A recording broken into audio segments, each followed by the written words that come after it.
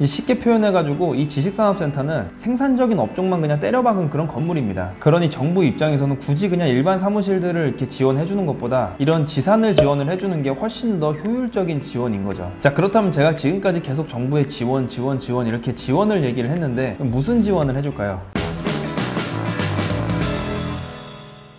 자, 반갑습니다. 오늘은 지난 시간에 이어가지고 지식산업센터에 대해서 알아보도록 하겠습니다. 자, 이 지식산업센터 많이 들어보신 분들도 있을 거고 되게 생소하신 분들도 있을 텐데, 우리가 이 지식산업센터가 뭔지에 대해서 좀 자세히 알기 위해서는 간단하게나마 이 지식산업센터가 어떻게 해서 흘러왔는지 이 역사에 대해서 좀 알아볼 필요가 있습니다. 자, 일단 이 지식산업센터라는 거는 2010년도에 새롭게 말이 생겨난 거고, 그 전에는 아파트형 공장으로 불렸습니다. 똑같은 건물이에요. 같은 건물인데 이제 이름만 바뀐 거죠. 자, 그런데 이게 왜 기존의 아파트형 공장에서 지식산업센터로 굳이 이름만 바꿨을까요? 똑같은 시설인데 굳이 이름만 바꿨다라는 것은 앞으로 이 시설에 대해서 어떻게 볼지, 어떻게 취급할지에 대해서 정부의 방향을 알 수가 있는 대목이죠. 자, 그래서 이게 조금 헷갈리면은 대표적인 예로 들었을 때 우리나라 행정부의 이름이 계속 바뀌었죠. 정권이 바뀔 때마다 행정부의 이름이 바뀌는 그런 행정부들이 있습니다. 가령 지금 현재는 국토교통부로 불리우는 이 행정부는 예전에 건설교통부에서 출발해가지고 국토해양부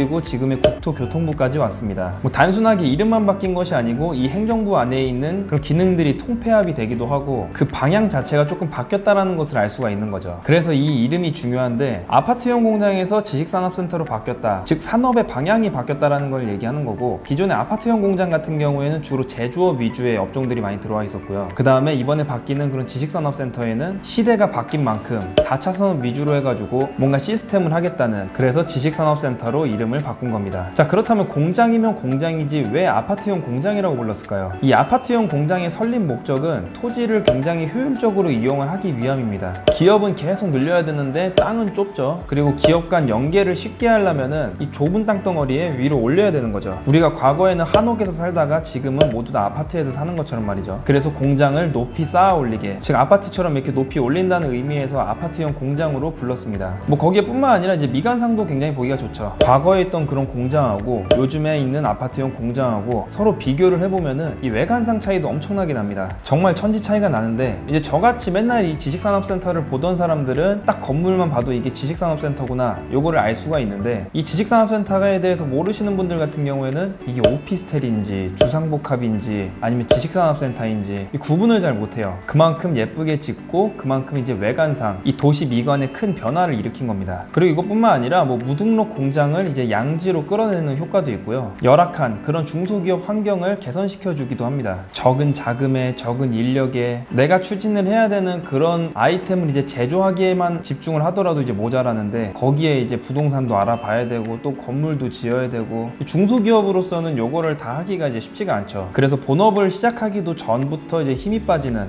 이제 그런 현상을 좀 막을 수가 있는 겁니다. 그리고 옛날에는 당연히 제조업 위주로 우리나라가 이제 먹고 살았는데, 시간이 갈수록 IT하고 정보통신 이런 쪽이 이제 주된 사업이 되다 보니까 시대에 맞춰가지고 이런 업체들이 입점을 하기 더 쉽게끔 용어를 지식산업센터로 바꾼 거죠. 아무래도 공장이라는 이름이 붙어 있으면은 내가 소프트웨어를 개발하는 사람인데 괜히 들어가기가 좀 꺼려지죠. 꺼려지는 걸 떠나서 잘 모르시는 분들 같은 경우에 내가 저기 들어가도 되나? 이렇게 생각이 들기도 하고요. 그래서 위와 같은 이유 때문에 아파트형 공장에서 지식산업센터로 된 거죠. 그리고 이 지식산업센터는 이제 줄여가지고 우리가 흔히 지산이라고 부르는데, 이 지산은 이제는 정부에서는 없어서는 안 될 그런 존재가 됐습니다. 왜 그럴까요? 왜 정부는 굳이 일반 사무실은 그렇게 신경을 안 쓰고 이 지산에 대해서만 유독 장려를 하고 지원을 하고 없어서는 안 되는 걸까요? 이걸 알아보기 위해서는 조금 여기에 대해서 파헤칠 필요가 있죠. 자, 가장 1차원적으로 봤을 때 정부는 나라를 살기 좋게 해야 됩니다. 그리고 살기 좋은 나라를 만들려면은 의료시설, 교육시설, 교통, 통신 이런 등등의 인프라가 잘 구축이 돼야 되죠. 그리고 그런 인프라를 구축을 하려면 당연히 돈이 들죠. 그리고 돈이 필요하면은 돈을 벌어야 되고요. 그런데 정부가 혼자서 이렇게 사업을 해가지고 돈을 버는 거는 당연히 한계가 있습니다. 그래서 정부를 대신해서 누군가 돈을 벌어줘야 되는 거고요. 그리고 그게 바로 기업입니다. 그리고 이런 기업이 많아지고 그리고 기업이 커져야지 돈을 많이 벌 수가 있는 거죠. 정부 입장에서는 돈을 버는 것도 그렇지만 이 국가의 이미지 같은 것들을 위해서 대기업을 굉장히 많이 육성을 해야 됩니다. 근데 이 대기업이라는 거는 시작부터 대기업이 항상 아니죠. 시작은 항상 중소기업서부터 시작을 하는데, 이 중소 중소기업을 대기업으로 만들어야 됩니다. 근데 이 중소기업 입장에서는 자기가 지금 자기 하는 일만 해도 벅차 죽겠는데 이런 부동산서부터 시작해가지고 세부적인 좀 비생산적인 그런 일들을 일일이 이제 신경을 써야 되고, 그렇게 되면 이제 본업에만 집중을 못 하다 보니까 당연히 대기업이 될 확률이 적어지겠죠. 그래서 이 부분을 이제 정부가 해결을 해주려고 하는 겁니다. 뭐 가령 예를 들어서 100개의 기업이 창업이 됐을 때 이 중에 확률적으로 1개 정도가 대기업이 된다라고 하면은 이런 환경적인 부분만 좀 개선을 해줘도 100개 중에서 한 2개 정도까지 대기업이 될 수가 있는 거죠. 그리고 기업들이 일하기 좋은 환경이 되다 보니까 연간적으로 평균 100개 정도 기업이 창업이 되던 게 이제는 200개 정도만큼 창업이 되는 거니까 대기업을 육성하기가 상당히 쉬운 겁니다. 자, 그럼 여기서 이제 의문점은 왜 일반 사무실은 아니고 왜 이 지산이 정부가 이토록 지원을 하려고 하는 걸까요? 여기서 이제 가장 중요한 게 그 목적입니다. 일반 사무실하고 지식산업센터하고의 이 목적 자체가 달라요. 목적이 다르다 보니까 당연히 그곳에 들어올 입주하는 업종이 다르죠. 일반 사무실은 우리가 일반적으로 생각하는 사무업종들은 다 들어올 수 있어요. 그런데 이 지식산업센터 같은 경우에는 업종이 제한이 되어 있죠. 뭐 주로 입주를 할 수 있는 그런 업종은 뭐 제조업이나 IT, 정보통신 뭐 이런 생산적인 업종들입니다. 그리고 반대로 지식산업센터에 그러면 들어오지 못하는 업종, 그런 업종은 이제 변호사, 세무사, 법무사 이런 좀 비생산적인 그런 업종이죠. 쉽게 표현해가지고 이 지식산업센터는 생산적인 업종만 그냥 때려박은 그런 건물입니다. 그러니 정부 입장에서는 굳이 그냥 일반 사무실들을 이렇게 지원해주는 것보다 이런 지산을 지원을 해주는 게 훨씬 더 효율적인 지원인 거죠. 자, 그렇다면 제가 지금까지 계속 정부의 지원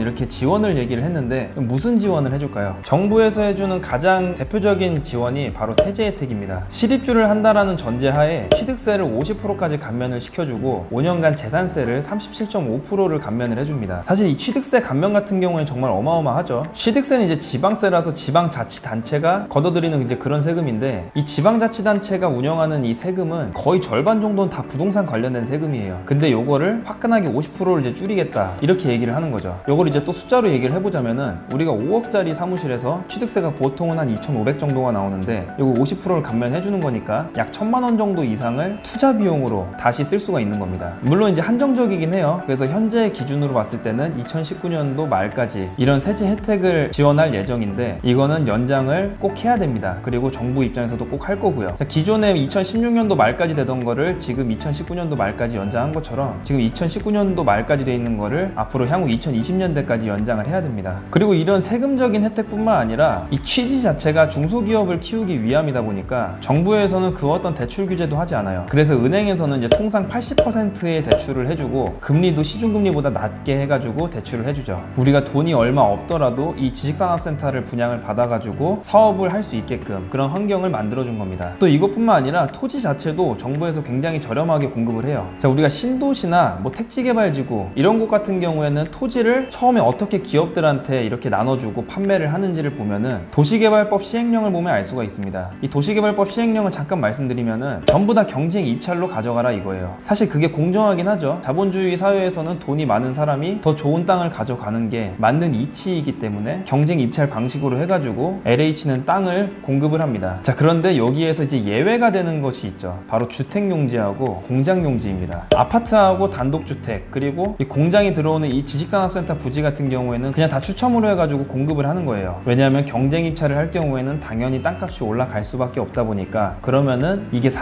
일반 사람들한테까지 내려가게 되면은 당연히 비싼 가격에 분양이 될 것이고, 그렇게 되면은 돈 없는 중소기업들은 당연히 접근 자체가 안 되니까 추첨 방식으로 한 거죠. 그러다 보니까 상대적으로 일반 업무 시설이 들어가는 그런 용지보다 싸게 공급이 됩니다. 싸게 공급이 되니까 당연히 분양가도 저렴하고요. 이제 위와 같은 지원으로 해가지고 정부는 기업을 육성을 합니다. 물론 이제 세부적으로 더 들어가면은 조금 더 있지만 여기 정도까지만 알아보도록 하겠습니다. 자, 그럼 이런 지산 정부가 계속 아낌없는 지원을 해주다 보니까 당연히 기업 입장에서는 인기가 더 많아지겠죠. 인기가 많아진다는 뜻은 당연히 수요가 올라간다는 뜻이고, 수요가 증가한다는 뜻은 돈이 된다는 뜻이기 때문에 당연히 건설사들이 몰려듭니다. 그리고 이는 자연스레 건설사 간의 이제 경쟁을 부추기고 경쟁의 순기능 중 하나인 품질 향상으로 이어지는 거죠. 그래서 최근에 분양하는 이런 지산들을 보면은 옛날에 있던 그런 아파트형 공장이랑은 굉장히 달라요. 외관적으로 굉장히 멋있어진 것도 있지만 워라벨이라는 걸 기본적으로 근간에 두고선 분양을 하고 근간에 두고선 설계를 합니다. 워라벨이 뭔지에 대해서는 제가 굳이 설명하기보다는 이쪽에 띄워드릴 거고요. 자, 어떻게 보면은 당연한 건데 우리가 이제 자는 시간을 제외하고는 집보다 더 오래 있는 곳이 바로 사무실입니다. 단순하게 업무 공간으로 하는 거는 이제 너무 옛날 방식이고, 이제는 뭔가 삶의 삶과 조화를 이뤄야 되는 거죠. 우리 인간들은 이제 기계가 아니기 때문에. 자, 근데 유명하죠. 구글 같은 경우에는 사무실에다가 많은 휴게 공간들을 둬가지고 사람들이 자유롭게 이용하면서 일을 편안하게 할 수가 있습니다. 자, 그런데 중소기업들은 그게 불가능하죠. 당연히 돈이 안 되니까요. 그리고 이런 거를 이 건설사들이 대신해서 해주는 겁니다. 공용으로 사용할 수 있는 그런 공간에 휴게 시설을 만드는 거예요. 물론 이제 이런 것들이 돈을 내면서 이용을 하는 거긴 한데, 대표적인 것들이 뭐 영화관이나 볼링장 뭐 이런 것들도 있고, 최근에 남양주에서 분양을 한 그런 한 지식산업센터 같은 경우에는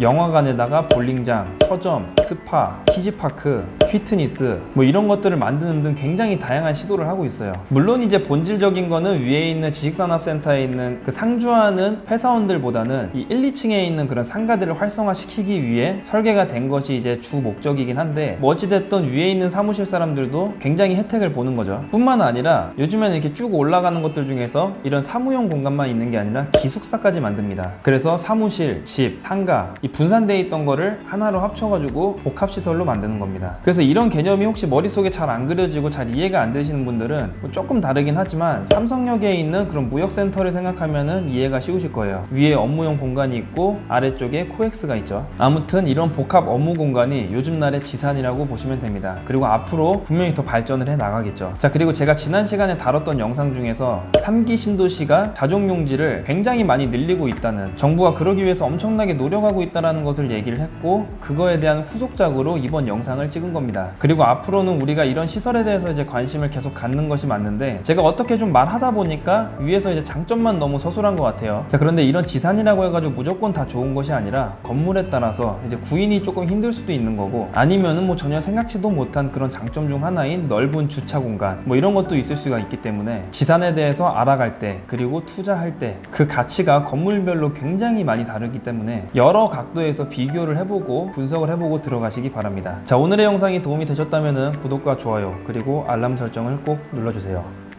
감사합니다.